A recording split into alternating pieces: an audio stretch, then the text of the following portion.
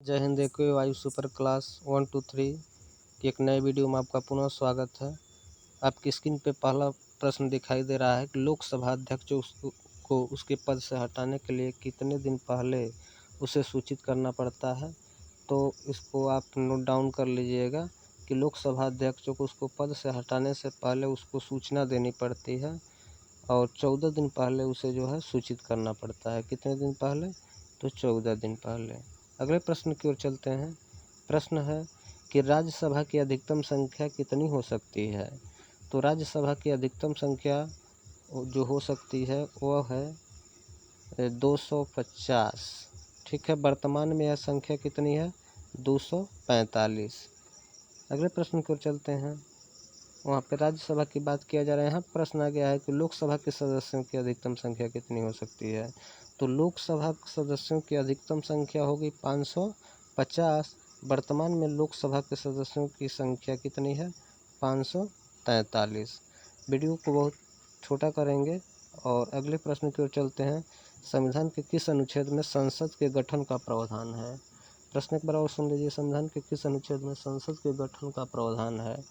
तो भारतीय संविधान के अनुच्छेद 79 से लेकर के 122 तक इसमें जो है संसद के गठन का प्रावधान है। कहाँ से कहाँ तक? 79 से लेकर के 122 तक। इम्पोर्टेंट प्रश्न है। ठीक है, अगले प्रश्न की ओर चलते हैं। प्रश्न है, भारतीय संसद के कौन कौन से प्रमुख अंग हैं। तो भारतीय संसद के जो प्रमुख अंग हैं, पहला यह जो है लोकसभा, राज्यसभा और राष्ट्रपति। इन 1 2 और 3 इन तीनों के मिलने से संसद का निर्माण होता है। ठीक है, और कोई भी विधेयक का रूप तभी लेता है जब राष्ट्रपति उस पर साइन करता है। अगले प्रश्न की ओर चलते हैं। प्रश्न, अभी तक कितनी भाषाओं को शास्त्रीय भाषा का दर्जा प्राप्त हो चुका है। काफ़ी मोस्ट प्रश्न है, इम्पोर्टेंट है यह।